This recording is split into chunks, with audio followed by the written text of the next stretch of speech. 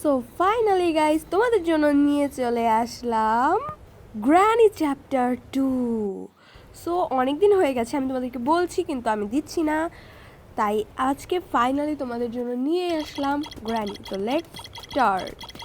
আমার কিন্তু অনেক বেশি ভয় লাগছে গাইস, তাড়াতাড়ি একটা করে লাইক করে দাও। তো আমরা চলে এসেছি এখন গ্র্যানিতে। আমি কিন্তু অনেক বেশি এক্সাইটেড, সাথে অনেক বেশি ভয়ও পাচ্ছি, কারণ এর আগের বার মানে আমি খেলতে স্কিপ করতে পারি নাই। তো এই যে দেখো গ্র্যানি গ্র্যান্ডপা, আমি লো নিচ্ছি আর বোথই থাক, কারণ বোথ নিলে বেশি মজা হবে। আমি ইজি নিয়েছি কারণ এত বেশি হার্ডভাবে খেলার আমার এখনও সাহস নাই, আমি এখনও এত প্রো হই নাই। So day 1। এর আগের বারও আমাদেরকে কিন্তু একটা রুমের মধ্যে বন্দি করে রাখা হয়েছিল, আর এইবারও কিন্তু আমাকে একটা রুমের মধ্যে বন্দি করা হয়েছে। তো চলো দেখি আমি পারি কি না। তো আমি এই রুমের মধ্যে দেখছি আমি শয়তানি ও ভণ্ডামি করার জন্য কিছু পাই নাই, তো তাই আমি সোজা রুমের বাইরে চলে যাব। দেখা যাক কি হয় আমার সাথে।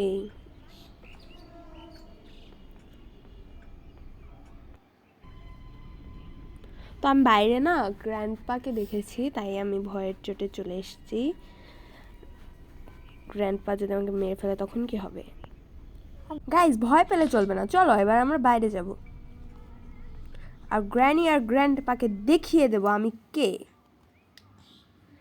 কিন্তু গাইস আমার ভয় লাগছে, কিন্তু ভয় পেলে চলবে না, চলো দেখি কি হয় বাইরে। তো গাইস এখন আমাকে ভয়কে জয় করতেই হবে, তাই আমি বাইরে যাব। যদিও আমার বেশি ভয় লাগছে, বাট যেতে তো হবেই। ঘরের ভিতরে ভিতুরামের মতো বসে থাকা যাবে না। Let's go. ভয় লাগছে, কি করব, চলো যাই। এবার আমি বের হবই। এই যে দেখো বের হয়ে পড়েছি, আমি দরজার সামনে আছি। এখন দরজাটা আমি কাজ করে লাগিয়ে দিই। ভাই গ্র্যানি আসছে, গ্র্যানি! না না প্লিজ প্লিজ। সাহস বেশি হয়ে গেছে না? এই নে খামার। গাইস আমি খেলবো না, গ্র্যানি আমাকে মেরে দিয়েছে। তো চলো ডে 2। এবার তো আমি কি বলবো, গ্র্যানি আমাকে বেশি ভয় দেখাচ্ছিল, তাই আমি ভয় পেয়ে গেছিলাম। তো এবারও আমি বাইরে চলে যাব, সোজা লুকিয়ে পড়বো, তাহলে আর গ্র্যানি গ্র্যান্ডপা আমাকে দেখতে পাবে না। হ্যাঁ হে, চলো। এবার আমি দরজা লাগাবো না, কারণ গ্র্যানি দেখি কেউ আছে কি না। না গাইস কেউ নেই। ওকে, তো আমি কোন দিকে যাব? সিঁড়ি দিয়ে উঠবো? ঠিক আছে চলো যাই। ইয়েস, চলো। কেউ তো নেই গাইস, কেউ থাকলে না হয় গাইস গ্র্যান্ডপা আবার। মার খা বিয়াদব মেয়ে। কি আর বলবো গাইস, আমি বাইরে বেরোলেই দুইজন মিলে চলে আসে। আমার মনে হয় না আমি এটা পার করতে পারবো, মানে স্কিপ করতে পারবো। ডে 3-তে আবার পাঠিয়ে দিয়েছে গ্র্যান্ডপার বাচ্চা,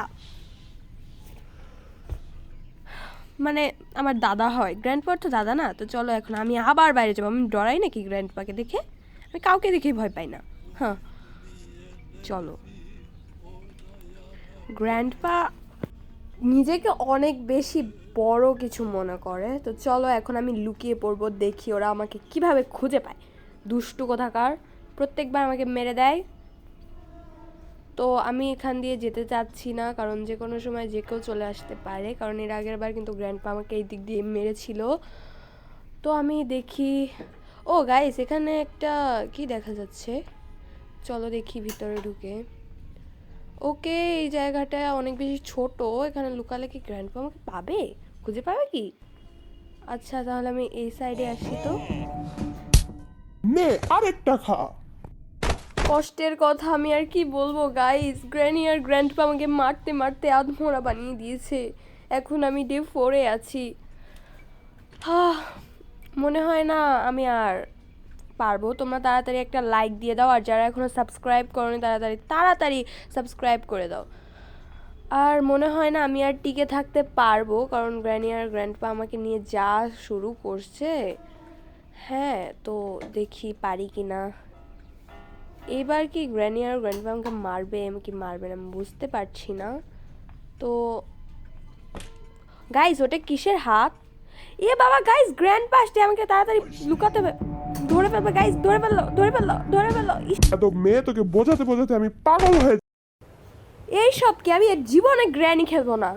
মানে এটা একটা কথা হলো? যাক গাইস, আমি এবারও পারলাম না, তবে এর পরের বার আমি প্রিপারেশন নিয়ে আবার খেলবো। টাটা।